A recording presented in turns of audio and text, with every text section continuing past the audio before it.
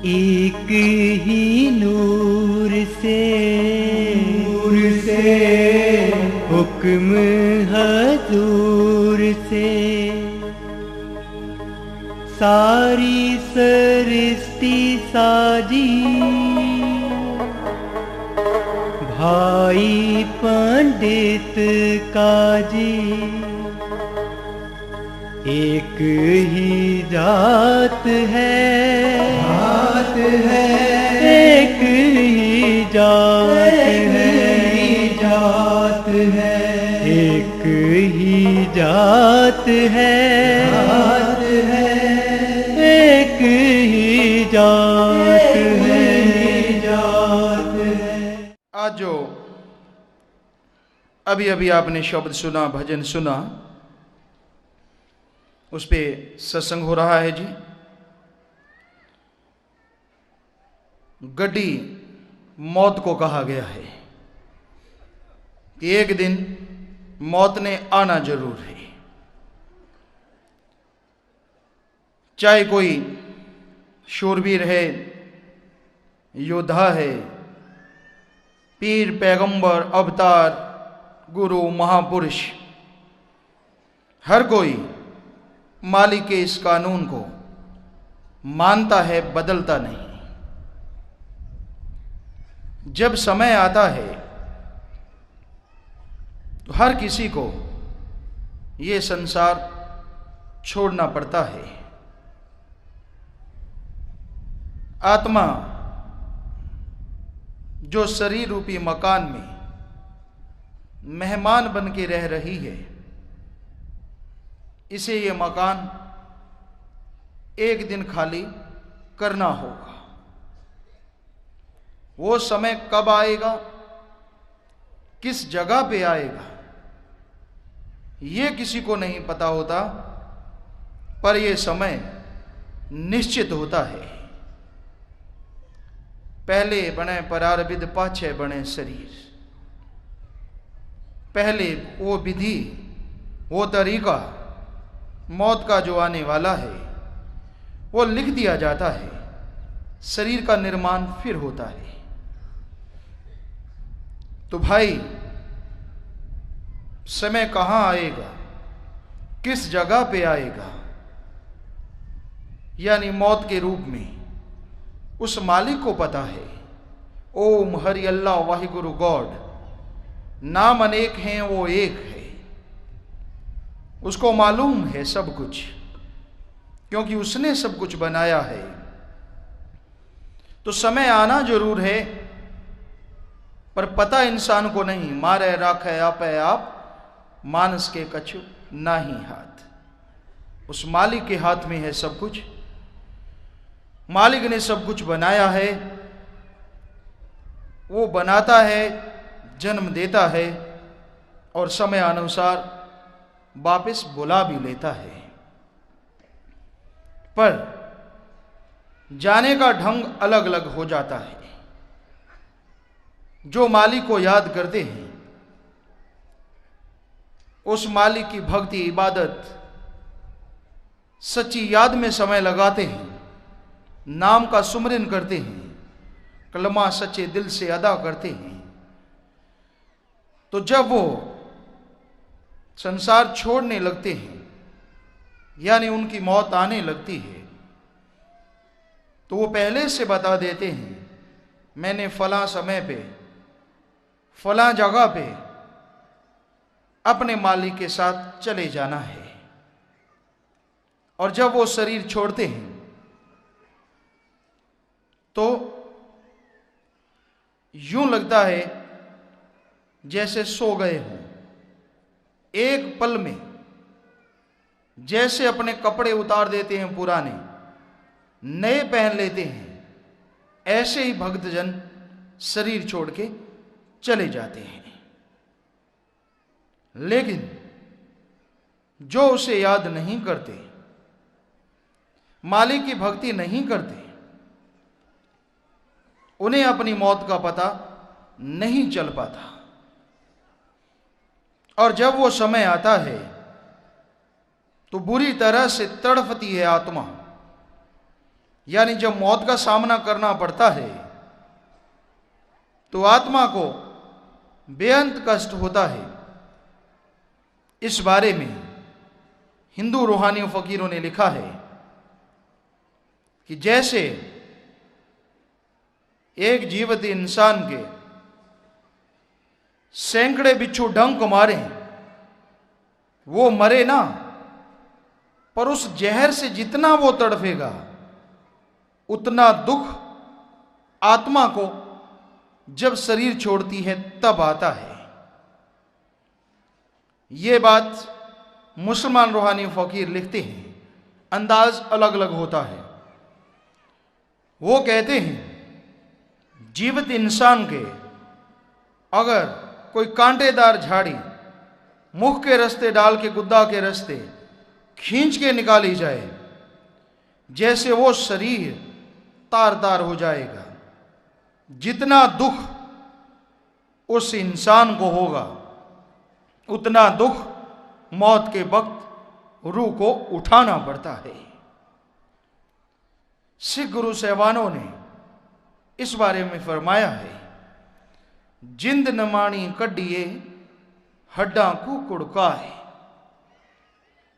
जैसे एक जीवित इंसान की सारी हड्डियां तोड़ दी जाएं पर वो जिंदा रहे, जितने दर्द का एहसास उसे होगा उतना दर्द मौत के समय आत्मा को झेलना पड़ता है।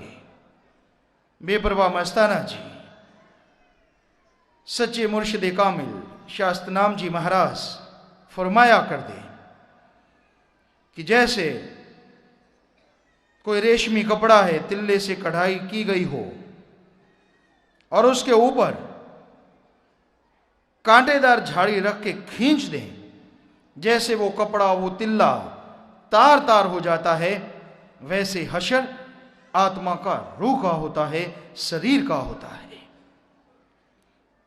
तो सारे धर्मों में इस बात पे सहमति है कि जो मालिक की याद नहीं करते, इबादत भक्ति नहीं करते, उन्हें बहुत तड़फना पड़ता है।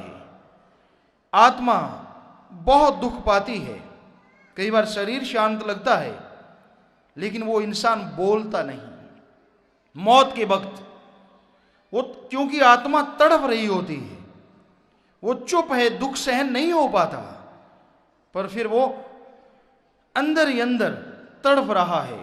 पर ज्यादातर तो चिल्लाते हुए मिलेंगे, बड़ी भयानक सी आवाज निकलती है। तो भाई जो मालिक को याद नहीं करते, क्या हशर होता है। जीते जी भी बिना सहारे के जीते हैं, और जब मौत आती है बेअंत दुखों का सामना करना पड़ता है। दूसरी तरफ जो मालिक को याद करते रहते हैं, अपना कार्य भी करते हैं, वो नहीं छोड़ना जो आपकी ड्यूटी है, वो करते रहिए।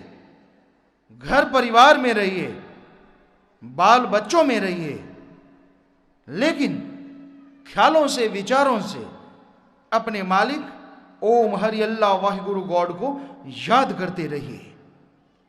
उससे आपका दुनियावी काम भी बेहतर ढंग से चलेगा और मालिक की याद से आत्म बल मिलेगा, जो साइंटिस्ट कहते हैं सफलता की कुंजी है। तो इस तरह से मालिक के नाम के द्वारा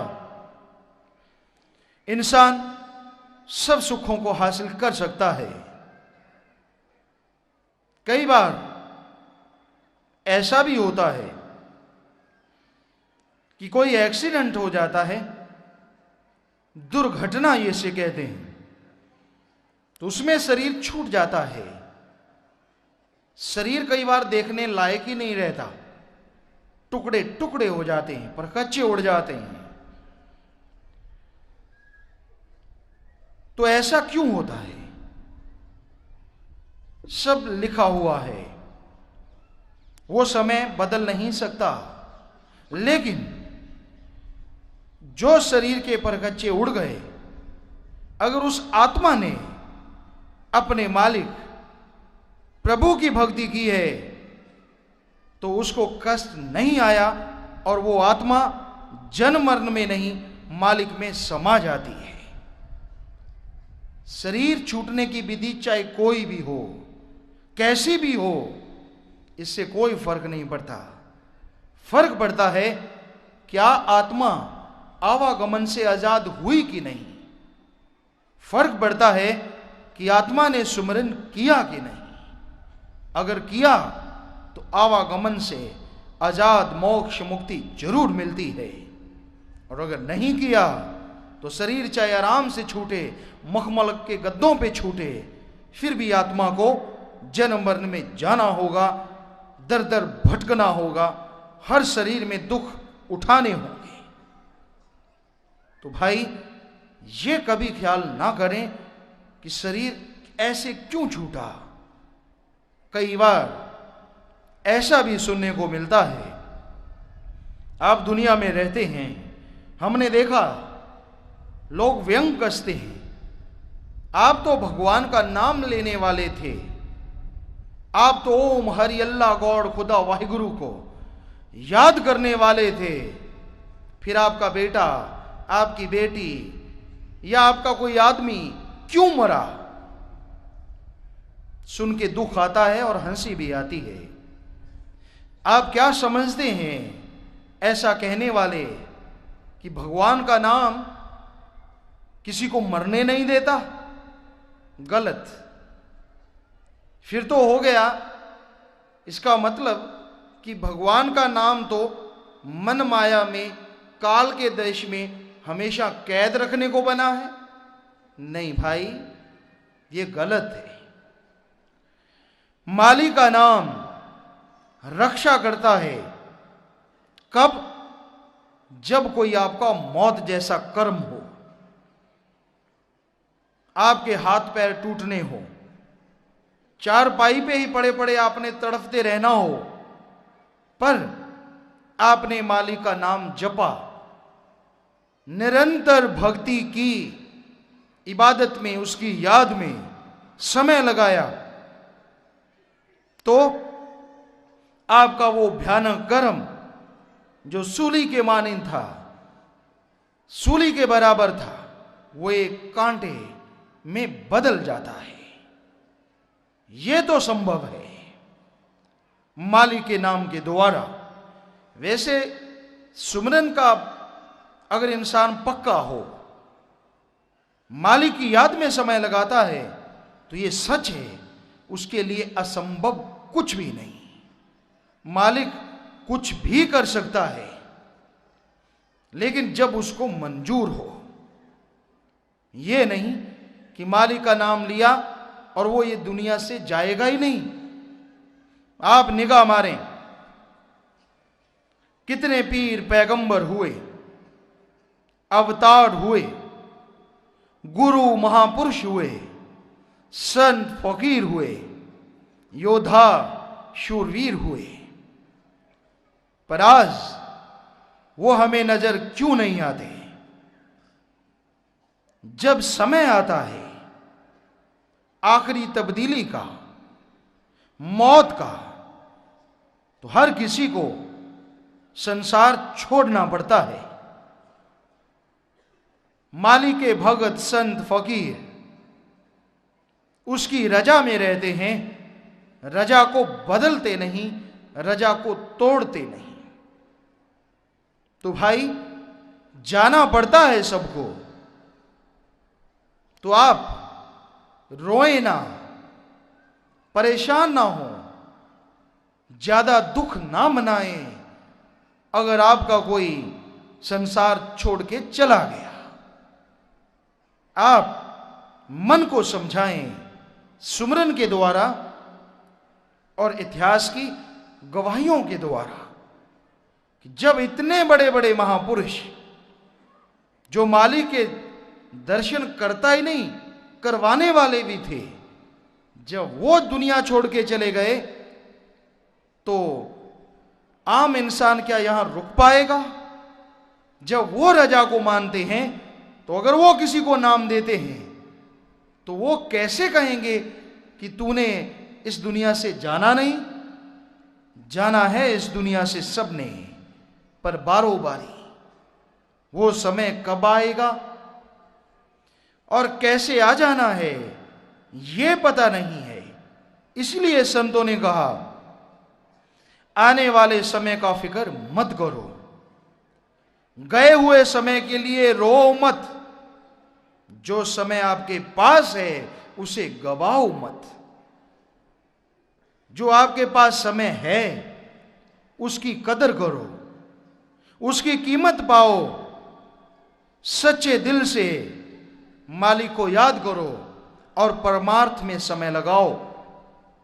अरे स्वार्थ में तो पशु भी जी रहे हैं, पक्षी भी जी रहे हैं, कीड़े मकोड़े सब स्वार्थ में ही तो जी रहे हैं।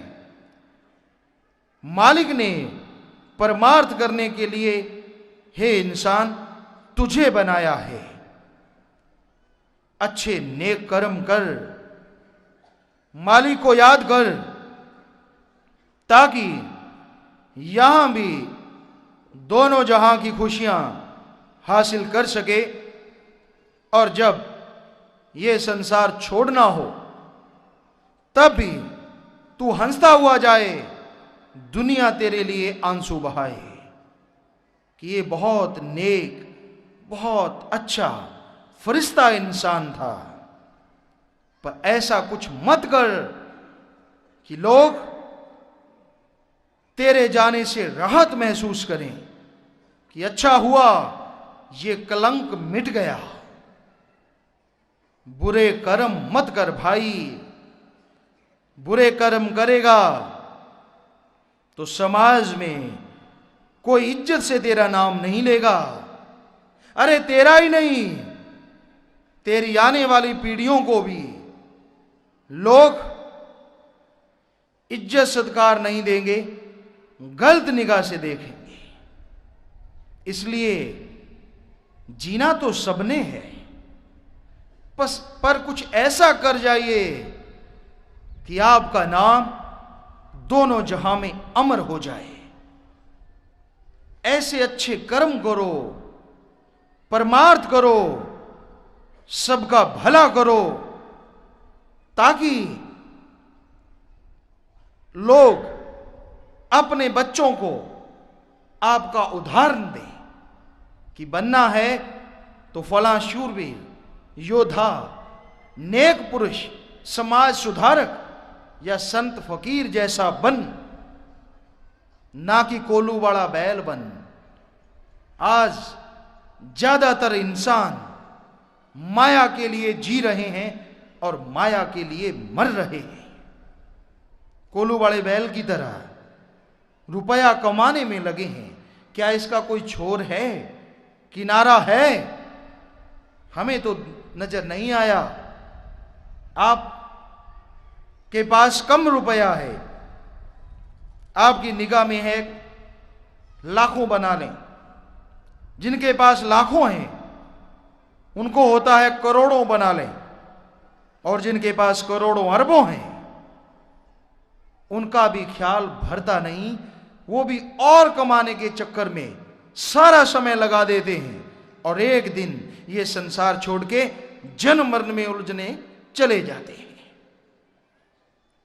तो हे इंसान, जीने के लिए काम करना जरूरी है, कमाना जरूरी है। रुपया पैसा कमाइए। किसी संत ने, महापुरुष ने रोका नहीं, पर भाई कमाने के लिए जियो मत, जीने के लिए कमाओ जरूर। और जो कमाई करनी है वो खून पसीने मेहनत की कमाई हो, हक हलाल की, दसा नौआंदी किर्त कमाई, हार्ड वर्क करके कमाओ। ठगी, बेईमानी, रिश्वतखोरी, भ्रष्टाचार, इस तरीके से कमाते हो, ना हिंदू धर्म, ना सिख, ना ईसाई, ना इस्लाम इस बारे में सहमत है। वो सारे कहते हैं ये पाप है, ये मुर्दार खाने के समान है। तो भाई, जब इस दुनिया से जाना है और साथ कुछ भी नहीं ले जा सकोगे, ना आज से पहले कोई ले जा सका और ना आप ले जा सकोगे। ये शरीर जिसके द्वारा आपने सब कुछ बनाया है, सब कुछ इकट्ठा किया है, एक समय आएगा तेरे अपने जिन्हें तू बेटे कहता है, चिता पे रख के तुझे जला देंगे या धरती में दफना देंगे। हे इंसान, जब ये शरीर तेरे साथ नहीं जाएगा तो इससे जो ताल्लुक रखते हैं, इससे जो संबंध रखते हैं, वो पदार्थ, वो वस्तुएं तेरे साथ जाएंगी, इसकी उम्मीद तू करता कैसे है? तेरा धन दौलत, जमीन जायदाद, कोठियां, बंगले, बगीचे यहीं पे बन रहे हैं और यहीं पे छोड़ के तुझे जाना होगा, चाहे तू माने चाहे ना माने। अरे भाई, और तो क्या तेरे साथ जाएगा, तेरे अच्छे कपड़े भी उतार लिए जाएंगे। हमने अपनी आंखों से देखा है, ये एक प्रथा है, रीत है कि नहलाया जाता है मुर्दे जिस्म को। जब आदमी मर जाता है तो नहलाते हैं, बहुत से धर्मों में देखा। कोई रीत होगी, कोई रिवाज होगा, लेकिन हमारे नजरिए से, सतगुरु की दया मेर से जो हमें ख्याल आया कि नहलाने को उसकी कोई बारात तो जानी नहीं होती, एक बहाना होता है। नहलाने के बहाने एक तो बढ़िया कपड़े उतार लिए जाते हैं, दूसरा अच्छी घड़ी बंधी हुई है तो वो उतार लेते हैं, अंगूठी है तो वो उतार लेते हैं। पुराने बुजुर्ग तागड़ी बांधा करते हैं, तो वो तागड़ी कमर के साथ, तागड़ी तड़ाकी भी कहते हैं, वो बांधा करते हैं, उसे तोड़ लेते हैं तो बाद में नहलाया जाता है।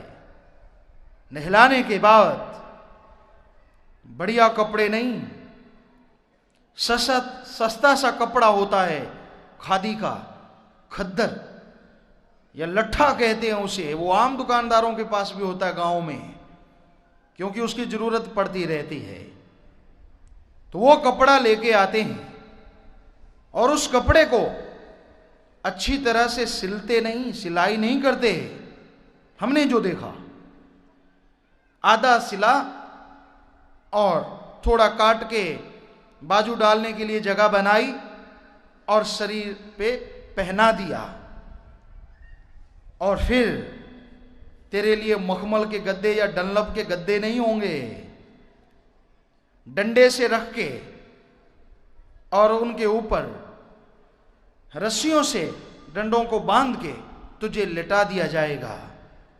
और तुझे हवाई जहाज पे नहीं, 4 कंधे दिए जाएंगे, 4 लोग तुझे उठाएंगे। और भाई, शमशान भूमि, कब्रिस्तान अगर दूर है तो वो कंधा देने वाले भी कंधा बदलते जाएंगे। कहते हैं मुझे कंधे लगने दो, पर असलियत होती है कंधे में तेरा वजन कुछ अगर ज्यादा है तो वो बांस, वो डंडा जो है वो चुभ रहा है और वो इंसान थक रहा है, इसलिए वो तब्दीली करते रहते हैं। चलो, तुझे आगे ले जाया जाएगा। और फिर ये हकीकत है, हर किसी के साथ होती है। फिर तुझे लकड़ियों पे, ऐसी लकड़ियां जिनमें कांटे भी हो सकते हैं, टेढ़ी मेढ़ी भी हो सकती हैं, उन पे लिटाया जाएगा। हां, तेरे परिवार वाले अपने रिश्तेदारों को दिखाने के लिए, लोगों में रौब डालने के लिए तेरी छाती पे घी उड़े लेंगे, घी। चाहे जीते जी तुझे रूखी रोटी भी ना दी हो, उसके लिए भी तड़फाया हो, पर मरने के बाद अपनी इज्जत बनाने के लिए, लोगों में मान रुतबा पैदा करने के लिए तेरे पे घी उड़ेला जाता है और फिर ऊपर लकड़ियां रख दी जाती है। तू लकड़ियों में एक तरह से चिन्ह दिया जाता है जैसे दीवार चिन्हते हैं। तो उसी तरह से बाद में तेरा पूरा इंतजाम किया जाता है कहीं तू जलने से रह ना जाए। और फिर तेरा बेटा आग लेके आता है और चारों तरफ से तुझे घुमा घुमा के आग लगाता है, एक जगह नहीं, ताकि तू अच्छी तरह से जल जाए। या फिर धरती में खड्डा खोद दिया जाता है, वहां पे दफनाया जाता है, नमक वगैरह रखा जाता है, माटी डाली जाती है ताकि अच्छी तरह से तू गल जाए। हे इंसान, ये हकीकत, ये सच्चाई है, चाहे तुझे सुनने में अच्छी लगे चाहे ना लगे, लेकिन एक दिन इसका सामना जरूर करना होगा, अवश्य करना होगा। तो जब ऐसा दिन आएगा, ऐसा समय आएगा और आना है, तो फिर पाप, जुल्म, अत्याचार क्यों? और अगर भक्ति किए जाने वाले ने मालिक की याद में समय लगाया है, भक्ति करता रहा है वो, तो कभी भी तू उसके लिए रोना, उसकी याद में अगर तू तड़प रहा है, उसके प्यार में अगर आंसू आ रहे हैं तो कोई बात नहीं, आने दे, लेकिन सच्ची श्रद्धांजलि भक्त को तब है अगर उसके लिए आप सारे बैठ के सुमिरन करो, मालिक की याद में समय लगाओ। हे मालिक, वो तेरा जन था, तेरा भगत था, समय आया तू ले गया, तू रहमत करना, उसे खुशियां देना, अपनी रहमत से माला माल कर देना और उसकी यानी मालिक की याद में समय लगाओ। रिश्ते नाते भी आते हैं आपके घर शौक प्रकट करने के लिए, दुख जताने के लिए, तो अगर वो भी मालिक को याद करने वाले हैं तो उनका भी फर्ज है और परिवार का भी फर्ज है, सारे इकट्ठे बैठ के कम से कम आधा पौना घंटा उसकी याद में बिताओ, मालिक की याद में, और उसके लिए सुमरन करो जो शरीर छोड़ के चला गया। तो यकीन मानो आपको भी अंदर से झेलने की ताकत आएगी, शक्ति मिलेगी, और वो आत्मा जो शरीर छोड़ के गई है वो जरूर खुशियां लेगी, मालिक में समा जाएगी। लेकिन बड़ी अजीबोगरीब रीति रिवाज है, लोग रोते हैं, माता बहनें आस पड़ोस से उनके घर जाती हैं, वो उसको जानती तक नहीं होती जो शरीर छोड़ गया, थोड़ा बहुत जानती हैं पर पूरी तरह से नहीं। तो वो उसके लिए नहीं रोती, जो माता बहनें बाहर से आती हैं वो अपना जो मरा है उसका राग वहां पे अलापना शुरू कर देती हैं, अपने वाले का नाम ले लेके वहां पे रोती हैं। हमने खुद देखा ये। अरे आप आए थे दुख बंटाने के लिए, दुख दर्द में शरीक होने के लिए, पर आपने तो अपना दुख सुना के उनको और दुखी कर दिया। आपके आने का क्या फायदा हुआ? अगर आप किसी के यहां जाते भी हैं तो थोड़ी देर अगर आंसू आते हैं तो उस जाने वाले की याद में आए, ना कि कहीं और अपना कोई किस्सा छेड़ के बैठ जाएं आप, और फिर आप उनको ज्ञान दें। एक सत्संगी माता बहन का यही फर्ज है, और भाई बुजुर्ग का भी, कि वो उनको ज्ञान दे कि सबने एक दिन जाना है। भक्ति करके जो जाते हैं उनका तो अगले जहां में भी देवी देव बड़े बड़े सिंहासन छोड़ के फूल बरसाते हैं, जय जयकार करते हैं कि धन्य है ये रूह, ये आत्मा जो काल के देश में रहते हुए मालिक की भक्ति करके प्रभु को याद करके जा रही है, आवागमन दुख क्लेश मिटा के जा रही है, धन्य है ये रूह, धन्य है।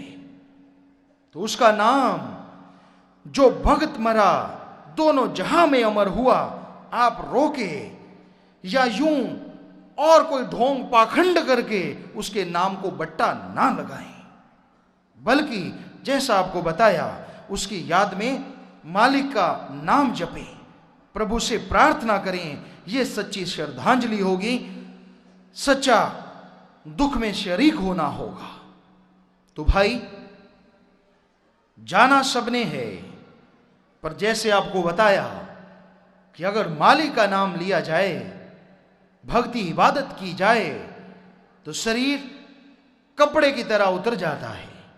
हजारों सत्संगियों की मिसाल है जिन्होंने बता दिया कि हम इतने बज के इतने मिनट पे शरीर छोड़ेंगे।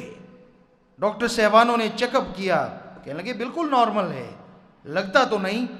लेकिन जब वो समय आया, उन्होंने अपने मालिक को याद किया, ऊपर चद्दर ली, और जब डॉक्टर साहबानों ने चेक किया तो शरीर खाली था, कुछ भी नहीं था उनके अंदर। पर यह हर कोई नहीं बता सकता। जो प्रभु की भक्ति सच्चे दिल से करते हैं, जो सच्चे मुर्शिद कामिल से मिल जाते हैं और उसके वचनों पे अमल करते रहते हैं, जिंदगी भर भलाई नेकी करते हैं, नाम जपते हैं, वो जरूर मौत का समय आने से पहले मौत का समय बता जाते हैं। हर कोई नहीं, पर जिसने भी नाम लिया, मालिक को याद किया, वो दुनिया में भटकता नहीं। ये सच है, वो आत्मा भटकेगी नहीं। तो भाई जैसे रेलवे स्टेशन पे लोग इंतजार करते हैं कि गाड़ी आएगी तो चढ़ जाएंगे, तो मौत आएगी जरूर, वो गाड़ी आएगी जरूर। जिन्होंने टिकट कटाई है आराम से सीट पे बैठ जाते हैं, बुकिंग करवाई है तो आराम से लेट जाते हैं। लेकिन बिना टिकट के अगर कोई सवार हो जाता है, तो अगर सही बात हो तो वो पकड़ा जाए तो उसे कैद भी होती है और जुर्माना भी। वैसे ही मौत रूपी ट्रेन गाड़ी आएगी, राम नाम की टिकट, अल्लाह की इबादत की टिकट, कलमा, गॉड्स वर्ड्स, शब्द, यानी ये टिकट अगर खरीद रखी है तो आपकी बुकिंग हो गई। आराम से जाएंगे मालिक की गोद में बैठ के। और अगर टिकट नहीं खरीदी है तो भाई इस दुनिया में, यानी दुनियावी गाड़ी में शायद ले दे के काम चल जाए। टिकट नहीं ली तो मुझे 50 रुपए दे दे, तुझे उतार दूंगा, हो सकता है ऐसा हो जाए, होता है। लेकिन उधर मालिक की तरफ 1% भी ऐसा नहीं था। फिर अगर तूने टिकट नहीं कटवाई तो जैसे तूने कर्म किए, जैसा तेरा जीवन रहा, उसके अनुसार तुझे जुर्माना होगा, सजा होगी। और वो सजा यहां दी जाती है, उस जगह का नाम है नरक, दोजख। और अगर अच्छे कर्म किए तो भी थोड़ी बेड़ी बदल जाएगी, बंधन बदल जाएंगे। नरक में वो बंधन लोहे के हैं और स्वर्ग में सोने के मान लो। रहना होगा वहां, खुशी होगी कुछ देर के लिए, लेकिन असली सजा यानी जो कैद है वो खत्म नहीं होगी बिना टिकट वाले की। यानी उसे जन्म मरण में उस आत्मा रूह को भटकना ही होगा, जन्म मरण की कैद में बंदी बन के रहना पड़ेगा। तो इसलिए हे प्राणी, जाना सबने है, पर जाने से पहले आगे का कुछ इंतजाम कर। जब तू मौत रूपी गाड़ी पे सवार हो, तेरे पास टिकट हो, मालिक का नाम हो, उसकी याद हो, ताकि किसी कैद खाने में तुझे कैद ना किया जाए और आत्मा आनंद, खुशियां, लज्जत आगे मालिक के पास ले सके। कई बार कुछ बातें उठती हैं इस मामले में कि आत्महत्या हो जाती है, क्या वो भी निश्चित होता है? नहीं। सभी संतों ने, महापुरुषों ने इंसान को खुद मुख्तियार बताया, और ये अगर खुद अपनी आत्मा का घात करता है तो ये खुद महापापी है, आत्मघाती महापापी। कभी ऐसा सोचो ही ना।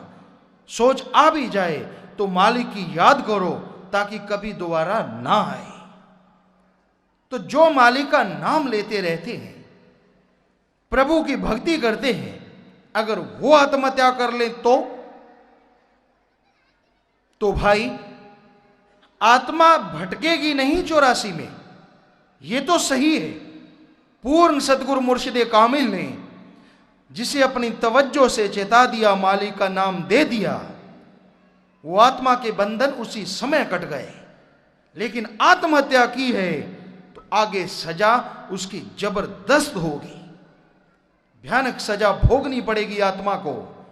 उसमें भी रिहाई का या सजा कम होने का चांस है, तरीका है कि उसके सारे परिवारजन उससे जो संबंध रखते हैं तो मालिक से प्रार्थना करके कि मालिक उसने बहुत बड़ी गलती की है, भयानक गलती की है, पर तू दया का सागर है, रहमत का दाता है। हम उसकी याद में घंटा सुबह घंटा शाम को सुमरन किया करेंगे। तू रहमत करके हमारे सुमरन का फल उस आत्मा रूह को देना और उसकी जो सजा है वो कम कर देना या खत्म कर देना। और फिर घंटा शाम घंटा सुबह सारा परिवार उसकी याद में सुमरन करे, ये प्रार्थना करके, अरदास दुआ परेर करके, तो यकीन मानिए अगर 2-3 महीने आप ऐसा करते हैं तो उसकी सजा बहुत कम हो जाती है। क्योंकि मालिक दया का सागर है, रहमत का दाता है, और अगर उसकी याद की जाए, उसका नाम लिया जाए तो वो जरूर रहमो करम करता है। तो भाई इस तरह कई ऐसे सवाल उठते रहते हैं जीवों के अंदर, तो उनका जवाब आपकी सेवा में दिया। तो यानी आखिर में फिर कि मौत अगर आ जाती है तो घबराइएगा नहीं, बल्कि सुमरन कीजिएगा, तेरा भाड़ा मीठा लागे। तिल बढ़े न राई घटे जो लिख दी करतार। तिल के दाने जितनी उम्र बढ़ नहीं सकती, राय के दाने जितनी कम नहीं हो सकती जितनी उस मालिक ने लिख दी है। तो भाई वो समय अनुसार सबने जाना है। तो बजाय गम के दुख आता है। मोह ममता के जो जंजीरें हैं, तंद हैं, ये बड़े बारीक धागे के समान होते हैं। जब कोई जवान चला जाता है, नौजवान, छोटा या कोई बहुत प्यारा, तो दुख आता है, आंसू आते हैं। हम उनको मना नहीं करते, रोइए, आंसू बहाइए, लेकिन उसके साथ साथ ख्यालों से उसके लिए, अगर आपको सच्चा प्यार है उनसे या था, तो उनके लिए सुमरन करें, मालिक से प्रार्थना दुआ अरदास करें, ताकि आपका किया गया सुमरन उस आत्मा की भलाई के काम आए। तो ये आपका सच्चा प्यार या उसके प्रति सच्चा प्यार दर्शाने का एक रास्ता है। तो भाई मौत आती है, आएगी और आती रहेगी। बहाने बदलते हैं, बदलते रहेंगे, लेकिन जो नाम लेवा हैं, भक्त जन होते हैं, उन्हें कभी मौत से घबराना नहीं चाहिए। सुमरन करते रहना चाहिए, नेक कर्म करते रहना चाहिए और मालिक का नाम लेते रहना चाहिए, ताकि इस जन्म में जो कर्म है, संचित कर्म या आपके इस जन्म में जाने अनजाने में हुए पाप कर्म, वो खत्म हो जाएं और आपकी आत्मा पाक पवित्र होके मालिक में समा जाए। इस तरह से आप आनंद खुशियां ले सकते हैं, मौत का सामना कर सकते हैं। एक ही नूर से हुक्म हजूर से सारी सृष्टि साजी, भाई पंडित काजी एक ही जात है, एक ही जात है, एक ही जात है, एक ही जात